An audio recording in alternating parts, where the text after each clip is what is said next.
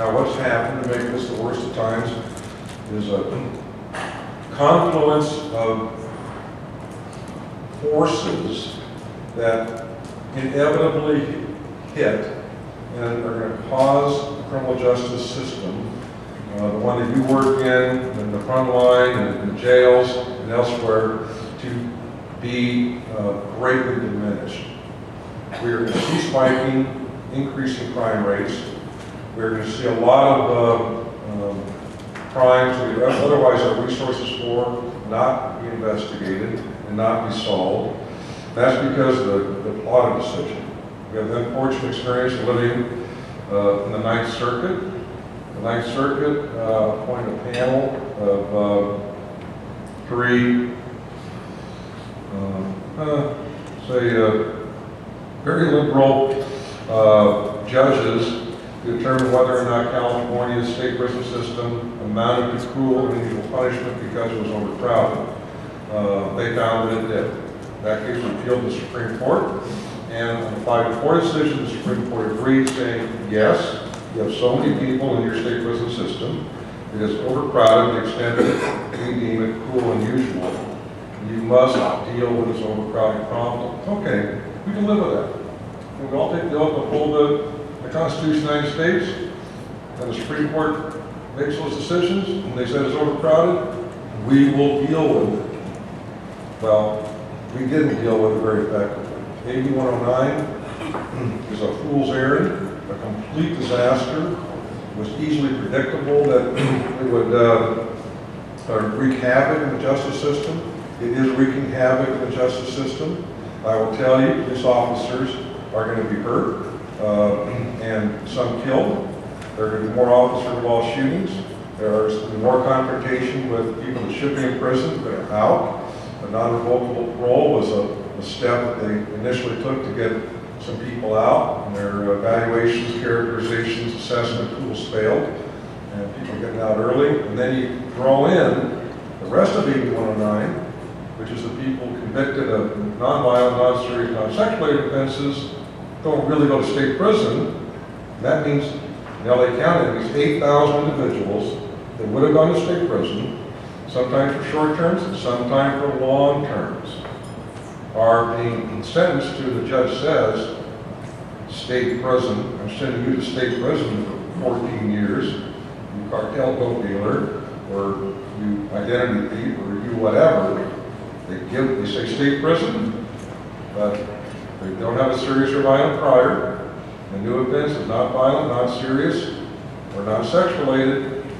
They do not go to state prison. The judge may mouth the word state prison to be served in the county jail. Well, that's fine. If we have a county jail, well, we've been under the Rutherford decision, the federal consent decree since 1978, capping the capacity of our jail. So even though our population is growing, they've reduced the capacity of the county jail system, so they cannot handle 8,000 more state prisoners, state prison sentenced individuals, because they don't have the room. They're already early releasing because of their own capacity challenges. So what's going to happen? People that are sentenced to state prison, which really means county jail, really means an ankle bracelet or some other form of non-incarceration custodial setting. I'll give you the worst example that we've run across so far. Well, I'm sure we'll have others. A guy named Folinski, Folinski. He's a dope dealer, convicted by out in Van Nuys for felony possession for sale of cocaine. Gets some probation, not atypical, but he has a felony conviction. And moves down to Torrance, California, where he, being the creep that he is, starts cyber stalking a woman on Craigslist. I don't know how you do that because I don't get a computer enough to know how to get to Craigslist or even cyber stalking anybody, so I'll never be accused of that kind of stuff. But he starts cyber stalking her, she's fearful, she reports it, Torrance PD investigates, do a search warrant, lo and behold, he's in there slinging dope again. 4 or 5 different drugs, including cocaine. Convicted again in possession for sale of cocaine. Judge in Torrance, this is just a month and a half ago, a few months ago. It's okay. You get 3 years for possession for sale of cocaine. You get 3 years for your prior possession for sale of cocaine. That's 6 years. And I'm going to take your 5 years, take 5 years of your suspended sentence and Van Nuys and run that concurrent. So you do the math. 6 times 365 days. That's 2,190 days of potential exposure. All right, let's give them the good time, work time half off. What's 2 into 2,190? Well, it's around 1,100 something, but it's close up to government work.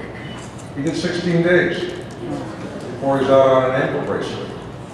And do you think a guy sitting around an ankle bracelet next to a computer is going to go back to Craigslist and cyberstock and to support his cyberstalking self-help again? Of course he is. We're losing the value of incarceration. And that's where our system is being denigrated. The great system we've all participated in for a long period of time to make work so well is not really working well because of this AB 109 restructure. They did not ask the right guys. I didn't get any phone calls from Jerry Brown or the head of the Department of Corrections. This plan came out of the Department of Finance, Matt Cade with the Department of Corrections, some other non-thinkers affiliated with the Brown administration, and it was presented as a fait accompli. They had one hearing in the state legislature. Not one of the criminal justice committees heard anyone speak about AB 109. They had a joint budget committee. That was it. It was a budgetary decision. The 581 pages, AB 109. It was introduced. 5 hours later, it was passed. The legislature let us down. The executive branch let us down. They did not check with the right people, and we're going to pay a price for it. Law-abiding public, frontline law enforcement, crime rates, public safety in general, we're going to pay a price for this fool's errand. And anyone, I don't care if they're a sheriff or a chief of police or a law enforcement organization that bought into this was part of something that's going to be very bad for the public at large. And there were people in law enforcement that sort of said, hey, maybe I'll get some of the money. Maybe I'll benefit. I better get involved because I want to get my fair share of this. Well, they all were part of a fool's errand. And my prediction is we're all going to pay a price. In law enforcement, we're just part of the law-abiding public. We're retired county employees like I'm going to be. We're going to pay a price for AB 109. So that's the worst of times. But do I think we should throw the towel in and not continue on? No. We've got to continue on. You've got to stand up as an organization. The PPL, other POAs, the umbrella groups, CCLEA, Sheriff's Association, state chiefs, county chiefs, California DAs. Stand up and sort of say, you made a mistake. Let's go back to the old ways. Get your priorities right. Don't waste money on bullet trains to nowhere. I've been to Bakersfield. I've been to Chowchilla. It's a nice drive on that 99. You know? It's just wasting the money. It's lack of priority. The highest priority of government is public safety. And government's primary goal is how can we do it efficiently, effectively, so that the law-abiding public, the vast majority of people are protected. And they missed the mark with AB 109.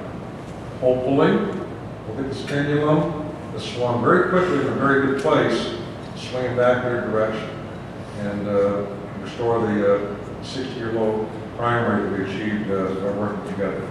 With that, I will be at the golf tournament once again. I always am. It's a good cause. You're a great group. You're well led. You're still working in the finest county in the country, and you're part of all of our successes. Keep up your good work.